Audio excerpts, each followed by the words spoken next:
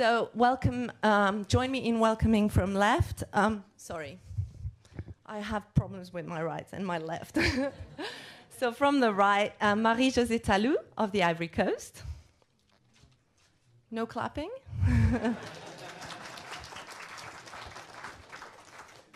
Katarina Johnson-Thompson of Great Britain. Sally Pearson of Australia. Katerina Stefanidi of Greece. Sandy Morris of the United States. And last but not least, IAAF Ambassador Stacey Dragila of the US.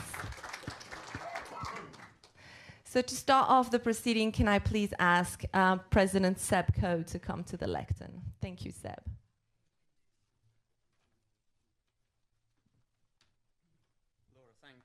Laura, thank you very much, and don't feel too bad about your left and your right. As a former Conservative minister, I feel I've been in that world for more than a few years, particularly at the moment, it has to be said. Can I first of all welcome all of you to this platform today, and to all of you who have taken time out to be with us this morning.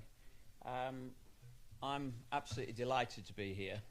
Let me also particularly welcome Richard Bowker, because I think Richard would be the first to admit that he's relatively new to the chair of UKA, and most federation presidents spend many, many years, hoping that they're in a position to be chairing a federation that hosts the World Championships, and Richard, within the first few months of his job, will have now done two.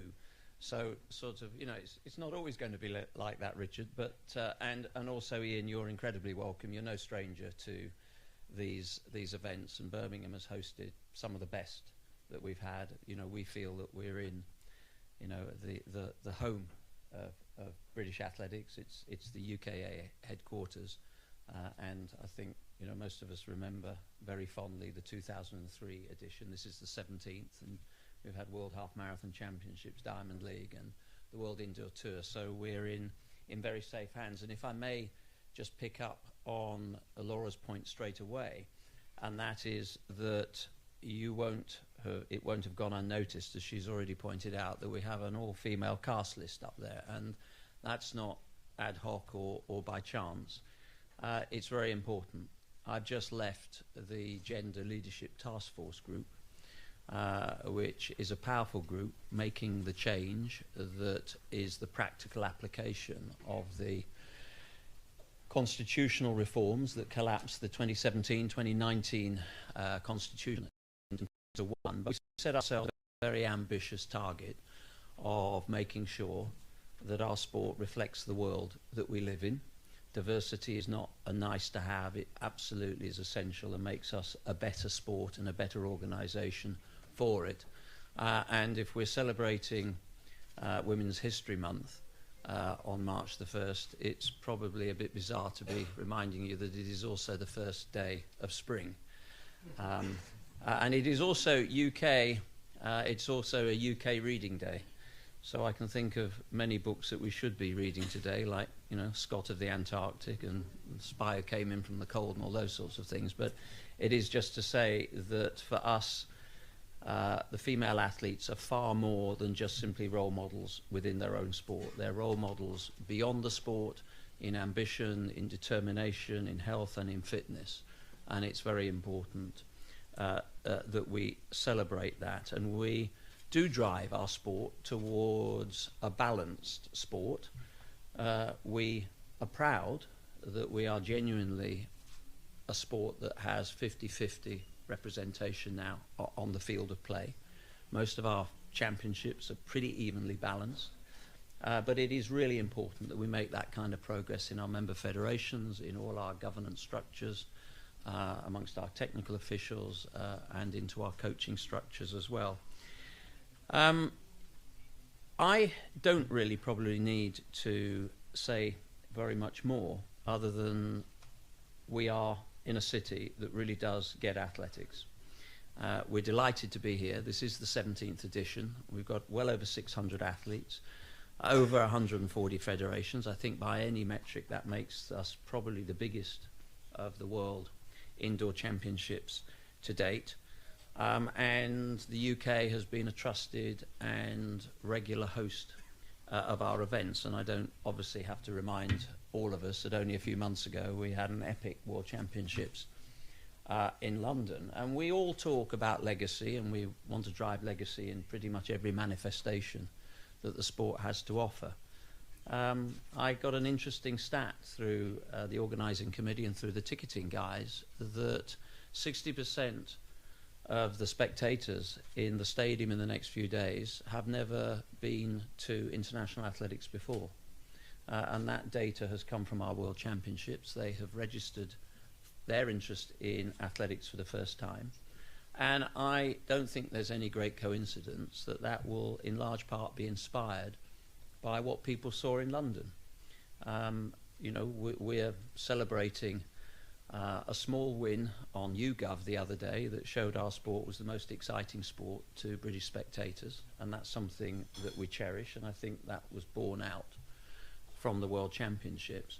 And I hope that when we UKA inspired World Cup is staged, that we almost have a reverse legacy, that those that were or will be in the stadium here for the next 2 or 3 days make the journey to London, because they have been inspired what they've seen here clearly in the way that those that are here for the first time are inspired by what they saw in London. I love indoor racing. I love indoor racing partly because I did it and I know what fun it is. I think you can look at indoor racing across any number or through any number of optics. I love watching the progress that the athletes make into a summer season. I know the nervousness that they will be experiencing because this is actually an opportunity for the rubber to hit the road. They will be starting to assess the efficacy and quality of their winter training. And we have some pretty delicious tussles in that mix as well. And, you know, our sport, as you've heard me say so often, is about head-to-heads. But Christian Coleman and Zhu is one of those head-to-heads. Not something we were expecting a few months ago, but something that really will, I think, whet the appetite for the summer season. We are going to do a few things differently again. We did them in London. We did them in Portland at the last edition of the World Indoor Championships. And I think the objective is always to try and make the sport more accessible, certainly more assimilable and easier to understand. And in large part, that will be done around our approach to social media and TV and sports presentation in the stadium. And it is really important, and we have a great advantage with indoor running, of course, or indoor track and field, because you have that immediate inbuilt intimacy. And the innovations that you can make around lighting and around all the other things that we will be showcasing here actually amplify and make that intimacy even more exciting.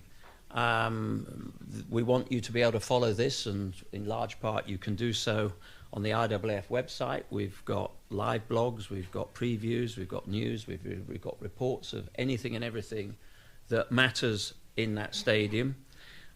We will be across Facebook, Twitter, and of course Instagram. We've got 10 editors that will be bringing all the relevant information to the fans as quickly as possible. And we will have trivia, we have quizzes, we have challenges, we have puzzles, all the things that start to re-engage our sport, particularly with young people. And we will have live polling, I'm told, on smartphones, and a live social wall where the spectators will be able to post their own messages straight onto the big screen. So it's a really important development. One of the other developments, of course, is, and we unashamedly sort of nicked this idea, and when I discussed this with Niels, we felt it was an appropriate one. We start tonight's competition focusing on the men and women's high jump. That is a large part of the session. And if you remember in Portland, we did exactly the same with the pole vault to great effect. The one thing that I loved in Portland was, you know, for the first time for some years, I sort of got to a stadium and there were queues of people standing there on a Friday night. And we actually let them in, and we were able to be innovative and flexible enough to allow them to sit around the track, around the pole vault area. And that was terrific. And that, again, just matters to make sure that we get people close to the action. Obviously, there's always a little bit of hometown choreography. And it would be remiss of me not to remind everybody that Laura Muir tonight is competing to win another European title. She won 2 in Belgrade 2 years ago. A good competition to whet the appetite and to open the segue into our championships. And the ticket sales have been powerful. The broadcasters are here in big numbers. I think we've got over 600 athletes, but I was just told by our communications team that we've got over 600 journalists working here as well. So that is a pretty good sign. I'm glad they're not all in this room this morning. So it is just to thank particularly the athletes, because I'm sort of a few years away from competition, but I also know that to dedicate time to amplifying the voice of the athletes in these moments where you are able to report and to embrace what they have to say is really important for the sport. The athlete's voice is important. They can tell the stories far better than any of us.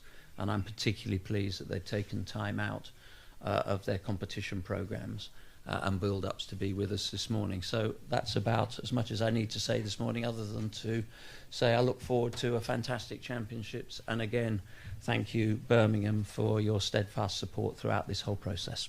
Thank you very much, Seb. If I can now ask Councillor to come and say a few words. Thank you.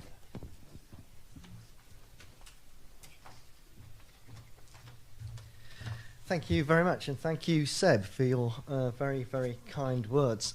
I would like to welcome all of you to Birmingham, a super diverse city and Europe's youngest city, for the IAAF World Indoor Championships.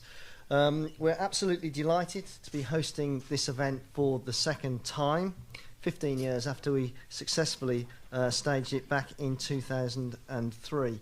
And Seb, you've said some very warm and kind things about Birmingham and its ability to host major athletics and major sporting events, and we do like to think that in that area we're second to none, and that our reputation carries around the world for hosting these events. But I would just like to thank you, Seb, and the IAAF for once again placing your confidence in the city of Birmingham.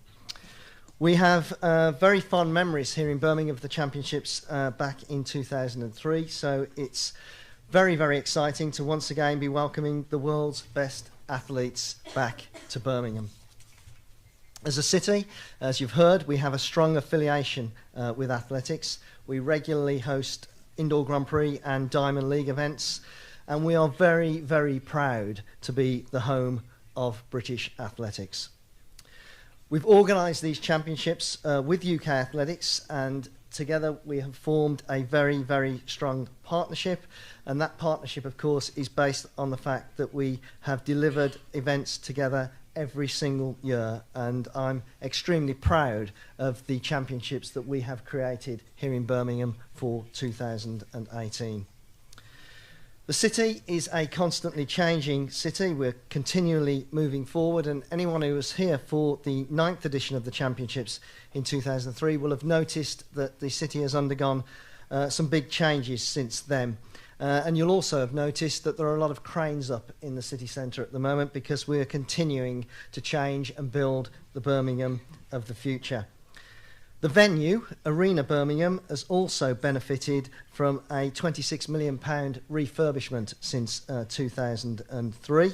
That refurbishment was completed just a few years ago, and so we now have even better facilities for athletes, spectators and the media. The arena itself was purpose-built for indoor athletics, and so I have the opinion that we have the best indoor venue for athletics of anywhere in the world, and we hope to demonstrate that over this coming weekend.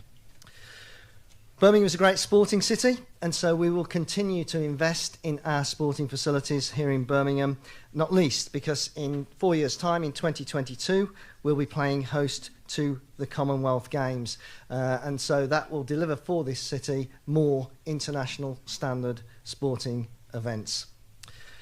Now, as Seb mentioned, today is the first day of spring, so ordinarily this city would be basking in the warm glow of sunshine, but you may have noticed it is at the moment a little bit cold outside. So for anyone who is planning to come to the championships over the weekend, I would say to them, plan your journeys well ahead and take note of the weather forecast. But no matter how cold it is, you will be assured of the warmest of welcomes here in the city of Birmingham. And as you can see, we have some of the brightest stars of the sport competing here this weekend, and we have some of those athletes joining us this morning. And again, no matter how cold it is outside, inside the arena on the track, the competition will be red hot. And finally, I just wanted to say a word of thank you to our 750 volunteers, without whose help it would not be possible for us to stage these championships.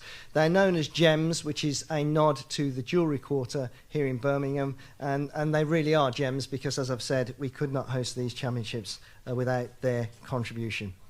And then finally, I am looking forward to some fantastic competition across the weekend. I'm sure we're going to see the world's best athletes competing at their very, very best, and we're going to see some really exciting competition. Good luck to everybody who's taking part, but particularly the team from Great Britain. Thank you very much. Thank you, Councillor. If I can now focus on these wonderful ladies that have been so kind enough to be here today. And if I may start with Katarina Johnson-Thompson. Katarina, you're obviously the home crowd favourite here in Birmingham, and you'll be competing in an event which has a bit of a bittersweet taste for you. Actually, the last time that you competed in the pentathlon, you were just 13 points away from the world record. What sort of shape are you this time around, and do you still have that 5,000 point barrier in your head? Yeah, obviously, first and foremost, it's in Birmingham, so I'm very excited to be here and competing in front of a home crowd again after London, the World Champs last year, and luckily I was in 2012 as well, so I think the crowd and the atmosphere and the event and everything will help me hopefully get me up to a decent amount of points, but I'm trying not to think about a world record like last time. I was just there, I was competing, I was trying to get the best out of myself in every event, and that's the same approach I'll take this time as well. And actually, the last time that you competed at the World Indoor Championships, you just did the individual long jump where you took silver. Now, the long jump is like a love and hate affair for you, if I may say. Which of the 5 events do you think will play a major difference this time around? Yeah, the long jump is one of my strongest events. Obviously, I've won the world medal there in Poland a couple of years ago, but in the heptathlon and in the pentathlon, I've been struggling to get it up to my standard. So, yeah, both the jumps for me will be key events, and hopefully I can just get the most points out of those 2 events, and the others will come.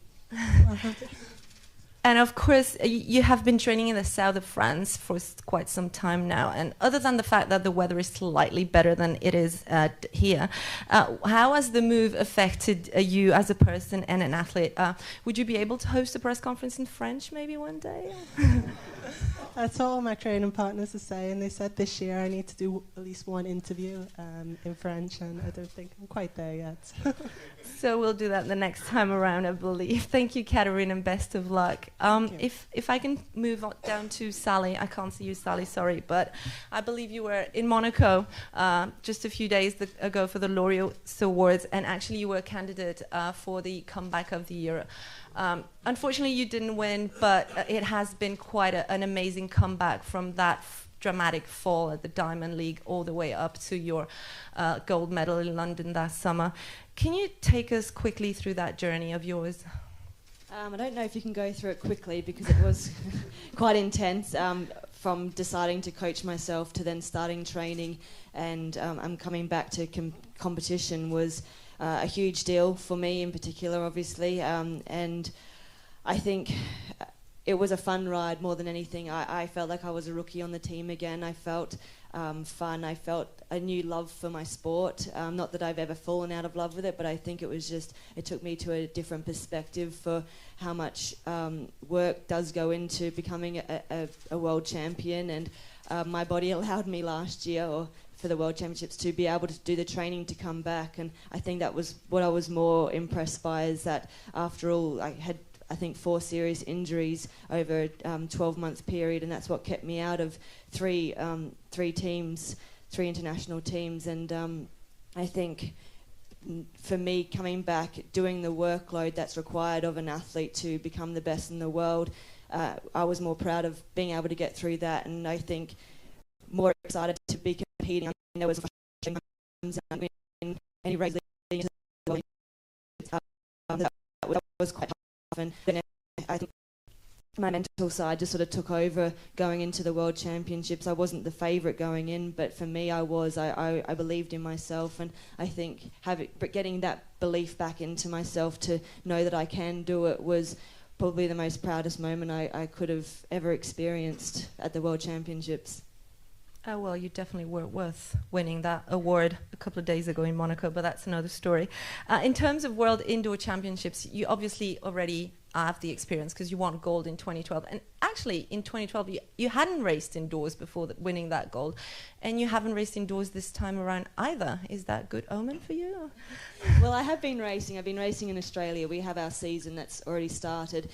We've already had our national championships as well, because the Commonwealth Games start on the 4th of April. So hopefully most of the Commonwealth nations who are competing here will be heading to the Gold Coast in a few weeks' time, and we're all preparing for that.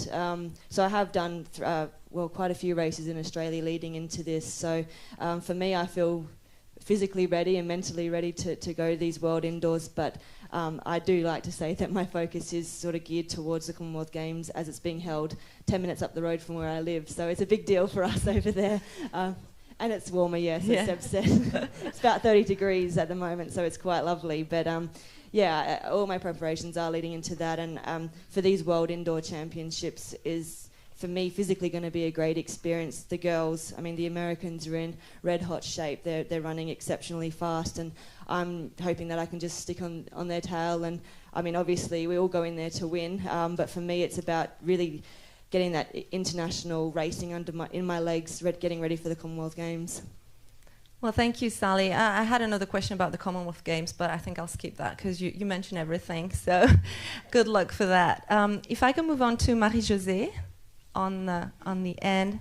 Marie-Josée, you have such an interesting story. I mean, you started as a football player. You studied medicine. You moved to China. Then you came back home. Can you tell us a little bit about your story?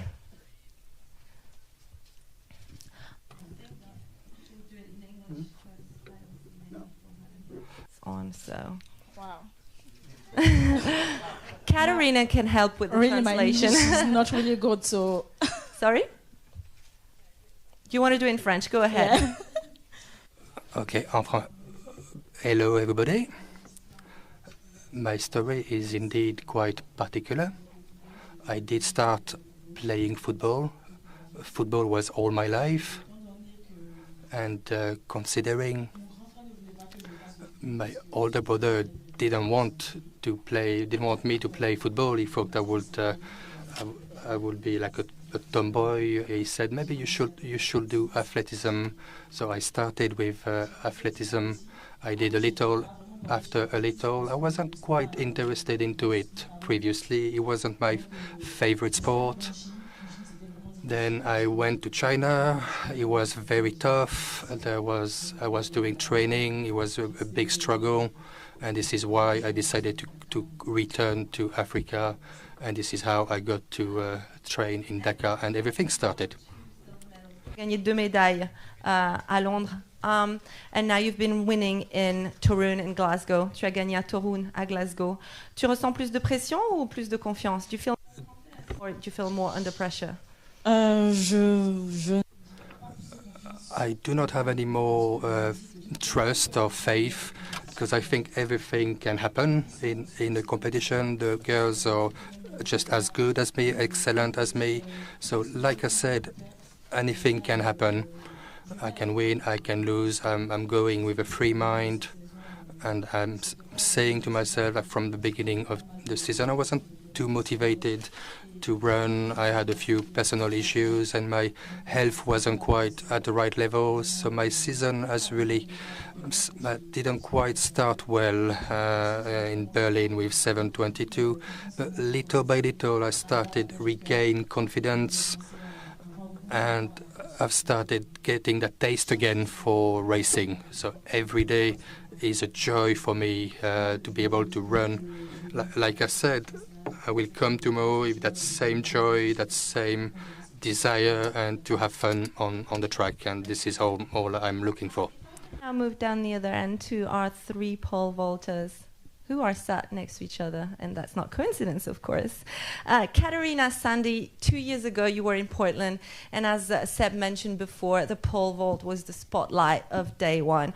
This time around it will be for the men's and women's high jumper, and that's actually one of the reasons why none of them could be here, because they're competing in a few hours' time. How was the experience? How did you embrace having the spotlight on pole vaulters only, and the fans and young kids, I believe, were in the crowd, so close to the pits? I'll go first. We were just talking about that as we were walking here, and I was actually saying I didn't love it as much because it felt like it wasn't a track meet. It felt like an exhibition. So for me, I felt like I wasn't at a championship. And this is what I do best, compete best at championships. So that hurt me a little bit. But I think it was great for the kids to be there. I think I loved them sitting on the track. I think that was something that probably has never happened before in track and field. I think maybe it would have been perfect to have some of the 60s or 60s in the middle. But it was innovative. I'm glad now there's a high jump this time. Sandy? I really loved it. I think it was a great way to get the fans really involved with the athletes, because when you're at a usual track meet, you've got tons of events going on, and if someone's trying to watch something like the pole vault, it can be difficult if you're sitting on the other side of the stadium trying to watch and you can barely see if we've even made a bar or missed a bar or which athlete is going. So I think it was really great to get the fans really close to us and really involved. And I mean, the pole vault, we're already a little bit of a cult, so we have we already have these meetings where it's a setting like this. I mean, Renaud Lavallonnais, that's an example. He has a meet like this where it's a very closed-in facility with just the pole vault going on, and the fans are very involved. So I think we had a lot of fans who were already pole vault fans there watching, but at the same time, a lot of people who were there just for the World Championships and probably got introduced to the pole vault in this way and were able to see it up close and personal. So I think doing that same thing with other events who don't have that same opportunity like the pole vault does very often, because we're just weird, an opportunity like that is really good. So I think the high jump will gain a lot of new fans, and it just really gives an opportunity for fans to get to know it up close and personal. Stacey, you were one of the pioneers of women's pole vault, and actually you won the inaugural title when the event was introduced in 1997. How has the sport changed? How is Katarina, how is Sandy different than the Stacey that you were 21 years ago when you won? You don't really get to appreciate how fast someone's running down the runway, how precise the pole needs to be dropped to hit the right jump, and then to hear them have those technical cues being given back and forth with the coach and try to compose yourself and stuff. So I think seeing them compete and to know that they're both so neck and neck in competition, and anybody at any given time could take the win, just shows how strong they are mentally and physically. So it's exciting to see the women's pole vault grow and be so strong and dominate. Sandy, I saw you've been tweeting about missing your poles. They're still in Paris or not, and you were tweeting about your back pains. I mean, you're very active on social media, so we know everything about you. Are you more worried about your back or more worried about your poles not making it? Well, the polls are officially here. We have a picture of them with one of our coaches, so I know that they're not lying to me. And my mother does get upset that I probably tell Twitter more than I tell her personally.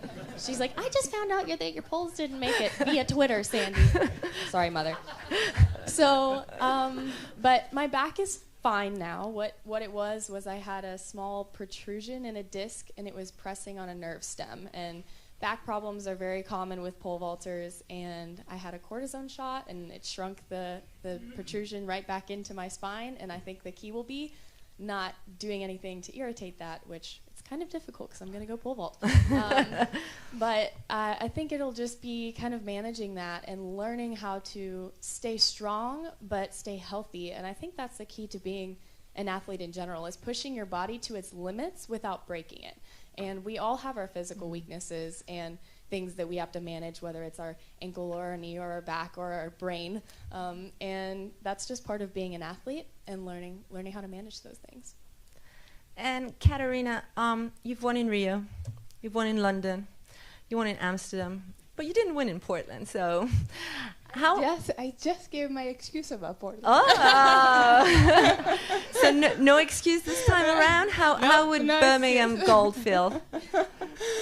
No excuse this time around. I mean, I'm coming into every championship I've gone into, I say this is going to be the hardest one to win. And I said that in Rio. I said that in Amsterdam. I said that in Rio. I said that in London. And I say this now. This is going to be the hardest one to win. But I think this kind of pressure is what I thrive under. I love pole vault. I like training. I love pole vault. I love competing. But what I truly, truly love is competing at championships. I think this is what track and field is. So I've done good in the indoor season, but I'm ready to do my championship performance here. Well, best of luck. And Thank enough you. from me now, so we'll take a few questions from the floor. Please raise your hand and wait for the microphone. I think there's 2 microphones in the room. Just if I can ask you to ask all your questions now, because athletes will not have time for one-on-ones after the end of this press conference. So I think we have a question at this end. Please go ahead, sir. Just a question for Katarina. I'm curious, I mean, you come into this one as probably the favourite for the pentathlon. I mean, do you feel comfortable with that pressure, or would you rather come in as an underdog? I've done both in the past, and what I find is I don't really think about things like that. I'm just one in the moment, so I'm just going to try and take, like I said before, event by event, and that's all I can do at the end of the day. I can't think about external pressures. I mean, does it feel like your best chance at a global gold medal? Just because other athletes on here doesn't mean that it feels like my best chance. All I can do is compete against who's here, so that's what I'm doing. And no, I feel like I've had better chances in the past and they haven't come off, so it's just combined events. You never know what's going to happen. Thank you. The gentleman here in the second row with the red tie, come closer. Can you raise your hand? Yes, thank you. Katrina, just a follow-up to that question. How much do you feel that the home crowd can help you push that on, go for that goal? Yeah, enormously. I've been fortunate enough to compete in so many home champs now, and every time I'm always surprised. Like, you think that you know what to expect, and then it just hits you when you go into the stadium. So the crowd in Great Britain, I don't know whether I'm biased, but they're always the loudest crowd. So I'm very, very happy that I've got this competition, the World Indoors in Birmingham. I've been here since I was, under 15 national champs, and I'm very excited, and I think the crowd, especially being an indoor environment, will be extra loud, so that'll definitely help me and push me on, and I'll try and start a couple claps. Thank you. We have a question on this side, please. Hi, guys. This is a question to the ladies' pole vault. The men's pole vault has been very, very exciting, very competitive this year. I think there's 9 guys over 588. So I think it's going to be one of the events to watch. Does that kind of make you want to perform better and kind of so you're not overshadowed and make sure that the women kind of come out on top? I am personally very, very looking forward to watch the men pole vault. I think what happened in Clermont the other day was crazy. We have to think this is a very different surface, and this matters very much in the pole vault. They jumped on the race runway that's quite bouncy. It helps different athletes based on their runs and their speeds and their weights. now we're on the ground, very hard surface. It's almost like outdoor. So it's going to be very interesting to see. I mean, I think if 5 guys go over 588, it will be crazy here. It's a very different surface. I think it's going to be a lot harder to do that here. So I'm very excited to see what happens. I think it's not only gold medal is open, but everything is open. Yeah.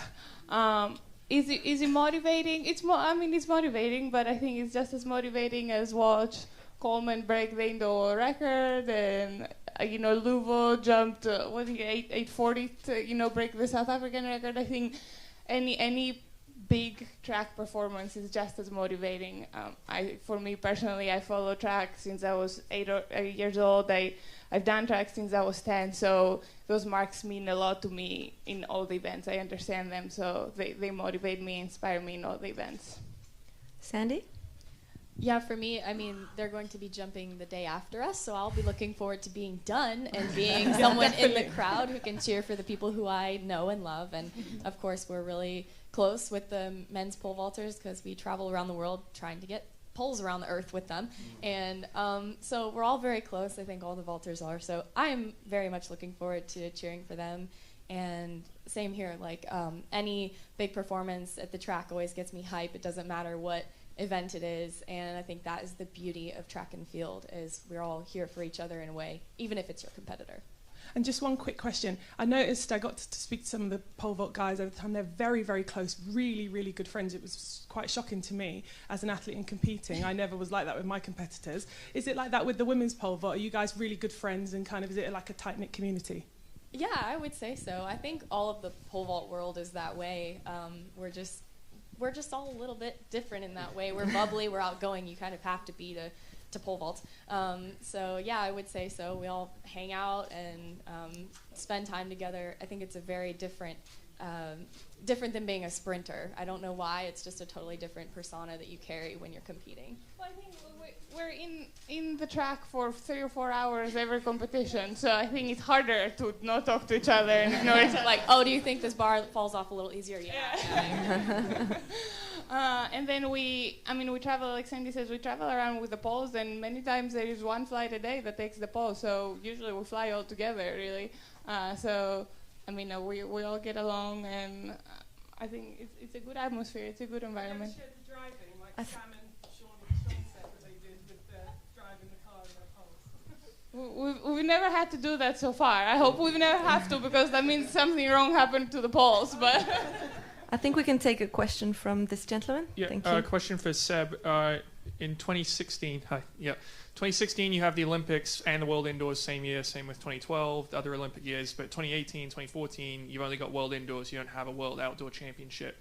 Is that something you would like to create? Is that something you've talked about, and I guess why or why not? No, actually, I don't think it's something that we've been looking at. I mean, as you know, we've got a big piece of work going on at the moment, which is the coordination of the calendar, making sure there's a bit more rhyme and reason to it, giving certainly a greater narrative for the spectators and certainly for the athletes, and obviously always being conscious of the welfare of athletes. That, you want to make sure that when they're travelling within sensible parameters, and you're not flinging them across, continents and time zones all the time. I actually think the World Championships, in alternate years with the outdoors works pretty well. But I'm sure that, as I've said before, everything's on the table and nothing's off the table at the moment, and I'm sure that will be a part of the discussion when we come to look at what the sustainable future of our sport is over the next year or so. Thank you, Seb. I think we have time for 2 more questions, so we'll take one from this gentleman and one from the lady at the back. Go ahead, yeah. Okay. Katarina, here. Do you feel any more pressure than usual because the gold in indoor championship is the only one that you're missing? And you also wrote on your Instagram about snowing, that is your lucky charm. Yeah, so we came to Birmingham, so I have a good chance of that, I think. Yes and no. I think since Rio, I have felt like there's a target on my back, and I think everybody's goal is to beat me. Sandy has been the only one that did it once since, or twice since Rio actually. There is pressure, but I think this is what works for me. I think it's kind of privileged to have the pressure and say that, well, this is the only gold medal I'm missing. And I mean, of course, going into a championship, the first goal is always to get on the podium and get any medal. I can't control what the other girls will do. I know if I do what I should do, I will be on the podium, and from there we fight for the gold medal. But you know, pressure is what they put in tires, is what they say, and I think there is a perfect amount, like the cars, there's a perfect amount of pressure. I think too little, you just go to the meet and don't care as much, and too much, maybe just you kind of choke. So I think this is the perfect amount of pressure for me. Thank you, Catherine. We'll take the last question from the lady at the back. Sally, I was just wondering if you could touch on the pros and cons of self-coaching and the way that you prepare differently coming into this event indoors as opposed to outdoors. The pros and cons, well, the cons are sometimes I don't know who's talking in my head. I don't know how to differentiate who's the athlete and who's the coach sometimes. And that can be quite difficult because as an athlete, we always want to do exactly what we've written down on the program. We want to work hard. We want to, no matter what, just finish the session. But sometimes the coach has to step in and say, well, no, you've done enough, you've gotten what you need out of that session. And so I have to really fight in my head who's right and who's wrong. And most of the time it is the coach, and the coach is the sensible one. So I'm constantly switching hats. But the pros, I guess, are I do have a lot of flexibility in what I'm doing. If I don't necessarily race so well in a competition, I can look forward to say, okay, well, these are the reasons why, and this is what we have to look forward to in the next few weeks of in training and more competitions. So I really have a good eye on what I've got coming up. But at the same time, I also don't look too far ahead, because as the athlete, we're always going, oh no, that session's in 2 weeks' time, that's going to be difficult, and blah, blah. So I'm quite sensible in that aspect. But also training for indoors and outdoors, I think I'm lucky because it is 100 metres outdoors, and so training for indoors and outdoors isn't necessarily that different. I guess if you're a 200-metre runner, it would be quite difficult. I think Dina Asher-Smith said that's why she's not necessarily coming to the World Indoors, is because the training for the 200 is so different to the 60. So for me, I'm quite lucky. It's definitely a pure sprint event, and usually my start is my best part of my race anyway, so I don't think it's quite difficult for my event in particular. Thank you. Well, thank you very much. I think that concludes the press conference today. Before I thank everybody and leave, we would like to just join all together for a group photo for the photographers. Thank you, everyone who's come here this morning, and best of luck for the competition. And thank you to all the media who have taken time to come here. Thank you.